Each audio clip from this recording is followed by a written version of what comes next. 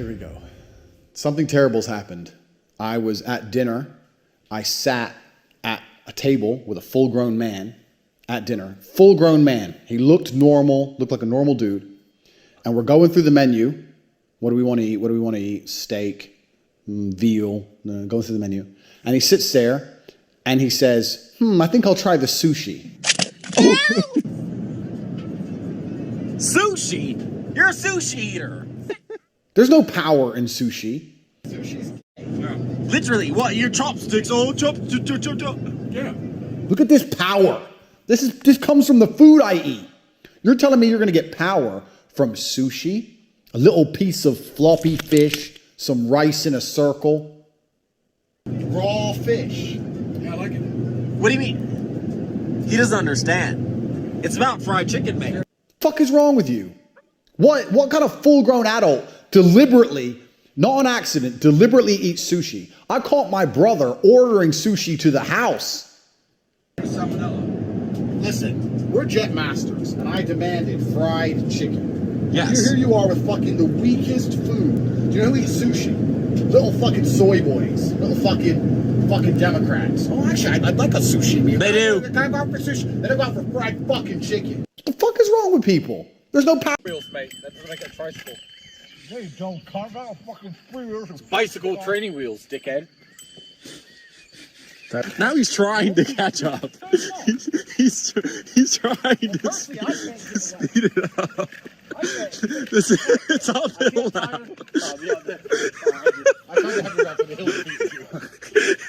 Some child is outside enjoying their life, playing with toys and smiling in the sunshine and having fun.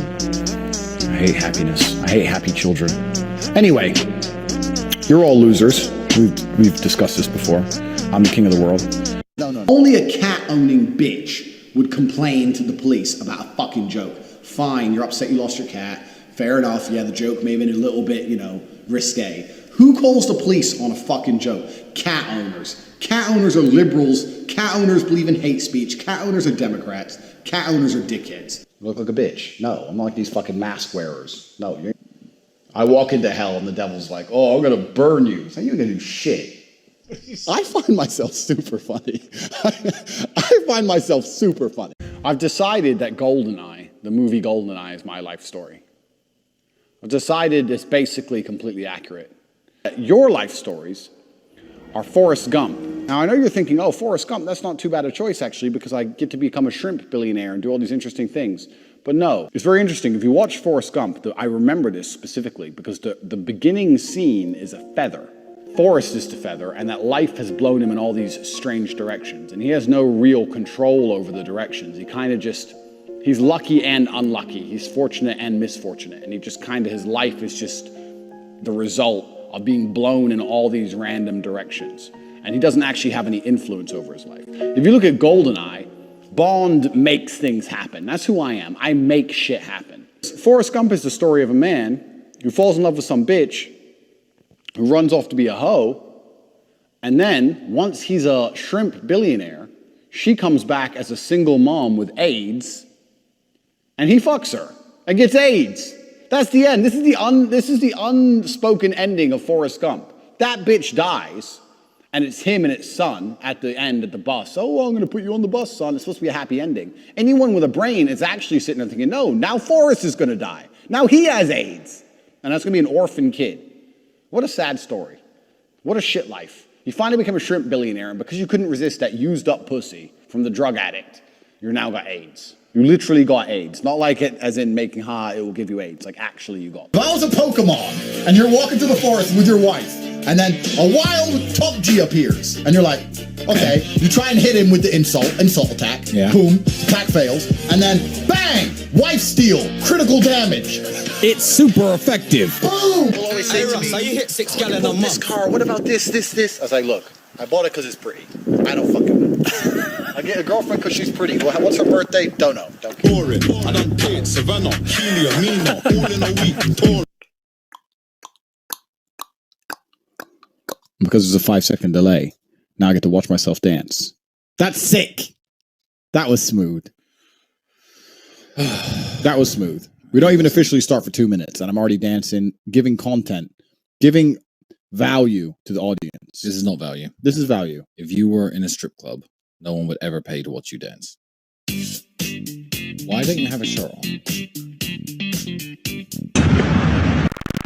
Little electric, my little plug. Ooh, let me get my little plug and plug it into my Tesla. Maybe I can get an erection one day. Is this the man you are? Slap, slap, grab, choke, shut up, bitch, sex. A lot of people ask me, Andrew, why do you have a machete next to your bed? And my answer is simple. Why wouldn't I have a machete next to my bed? Why don't you have a machete next to your bed? Like, what if someone gets in the house, gets fresh? So yeah, someone knocks on my door in the middle of the night. I have to go answer the door, instantly pick up my machete. And people are, yeah, but that's weird. It's really not weird. I think ahead, motherfucker. I have a machete next to my bed. In fact, there's at least one, depending on the room, between 1 and 3 machetes hidden in every single room in my house, even bathrooms. Any room I'm in my house, I can produce a weapon. And if you can't do the same thing, you need to think long and hard about why you're such a little pussy. So some little pussy-ass dude once said to me, yeah, but if it's next to your bed, what if you, like, upset a girl and she catches you cheating and gets a machete? Bro, there's no female alive, even with a machete, that would stand a chance against the immense power I possess. I always park in disabled bays. I'm not a bad person, but I'm a quick person. Most people are slow and stupid. I'm fast. There was no people in wheelchairs trying to use this space in those 45 seconds it took me to buy this. So no one loses. But last time I took one of these spaces, someone goes, excuse me, are you disabled? And I replied, I am actually. And their face was like, so if I say, oh, 5 wives, and a feminist goes, 5 wives,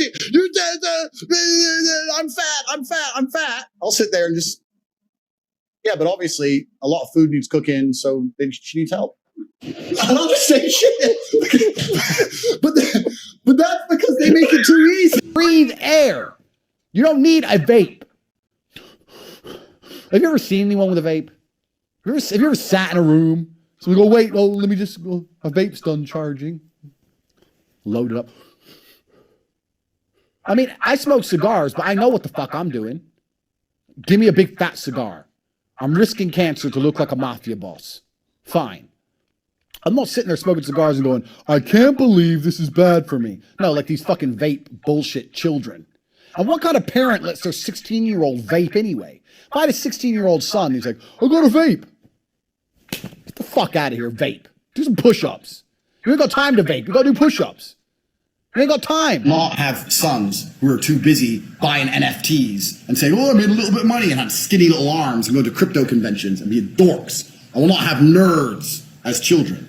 I refuse to have a nerd carry the name Tate. If my son is a nerd, one of us has to die, him or me, and I'll challenge him to mortal combat. Jesus Christ. Imagine one day you're sitting in Paris, you're sitting there having a fucking coffee, and terrorists roll through with AKs, and the person next to you has their brains blown out. You're gonna stand there and be like, waiting to die like a motherfucker. I'm gonna be like, bang, oh, I've seen that before. Okay, boom, boom, duck and dive in, take one terrorist out, next get the AK, go Rambo. I don't play games. My flight's delayed, but it's no big deal. Thank you very much. You're welcome. Thank you. Do you have salt? Yes, of course I have. Perfect. But when my flight's delayed, it's not like when your flight's delayed. I'm not with a bunch of peasants in a peasant holding area with a tiny Starbucks somewhere in the corner. No. When my flight's delayed, we just have our meal early. KFC. Eat fried chicken. What else am I going to eat? Obviously. This is what powered me to world championships. Nothing's going to change. Thank you very, very much. Do you have sparkling water? For your safety, I strongly suggest you do the same. Get all your friends around. Call every friend you have right now. Invite them over for a party. When they all turn up, pour out sparkling water. Say, everyone, let's have a glass of water together. Water can't hurt anybody. We're all probably dehydrated anyway. What's the worst water can do? Let's have a nice glass of water, and everyone's going to drink it. When you see that one dude, oh, there's bubbles. Never speak to him again. I like the color. You like the color? Yeah. Yeah, I had mixed reviews on the color. Some people said they like it, some people said they don't like it, and I said, well, what color is your Bugatti? Oh, fuck off then. I come home. My 4 wives are sitting there. They've seen on the news there's a new deadly contagion. Andrew, you need to wear a new deadly contagion. I pick up my sword. I am the commander of this house. I decide if there's a contagion. I decide what I do. Be quiet. Cook. Shh. I don't know if I'm allowed to say this on air. I had a girlfriend. She was a vegan. I didn't know she was a vegan. Unfortunately, I found out. She said, oh, I'll never cook meat for you. I said, look, well, I'll be honest with you right now. We're going to end up splitting up because you're living in my house and I'm paying the bills. And if I want steak, you're cooking it. That was a good 2-hour argument until she eventually cooked the steak. Of course she did. What's she going to do? Lose me? She cooked the steak. She sat there. She pretended she was upset. 2 weeks later, she's eating meat. I converted her. I fixed her. One person at a time, I'm going to fix the world. This is the reality. If you're some fat dude and you just had a heart attack and I don't really know you, you're going to die. I mean, if you're a really good friend, no, not even if you're a friend. You bet. If you're my friend, you just can't be a pussy. Go ahead, a heart attack. Get the fuck up. What's wrong with you? Go to hospital later. Have a drink, cigarette, cup of coffee. Back in the game. Fucking having heart attacks near me, little pussy. None of my friends would even have those kind of problems because I don't roll with fucking little bitches. But if you're some dude I don't know and you need CPR and everyone's looking at me, who knows CPR? Well, me. Help him. No. Why? Because I ain't gay. Having $5 million when you're young is much better than having billions when you're 70. What the fuck are you gonna do with money when you're old? Your dick doesn't work. You're tired. You don't want to go places. You're decrepit. You're slow. There's nothing left to do at that age. Bro, I need a mask. There's Corona. Please, Corona. I'm so scared. Oh, no. Me too, Quickly, please. Oh, my God. The disease that hurts Thank you. everybody. Oh, my God, please. Close one. Thank you, bro. Thank you. I was so worried. I've never been to a music concert. And people ask me why, and I said, I just look at it and I feel embarrassed. I look at someone up on a stage dancing around, and I look at hundreds of thousands of peasants in the crowd. It's I feel cringe. It's like secondhand embarrassment when I see these festivals and everyone's losing their mind, or these music concerts.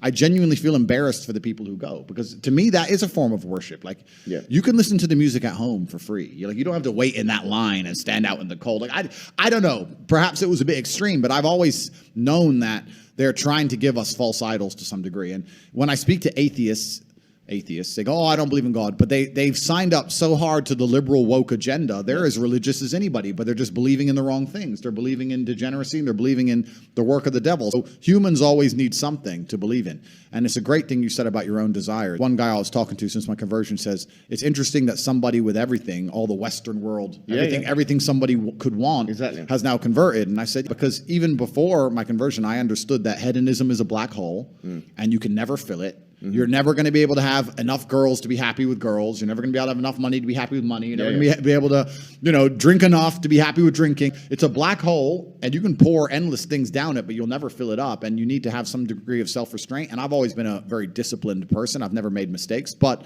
certainly the higher power is going to give you more satisfaction in your heart than endless insanity.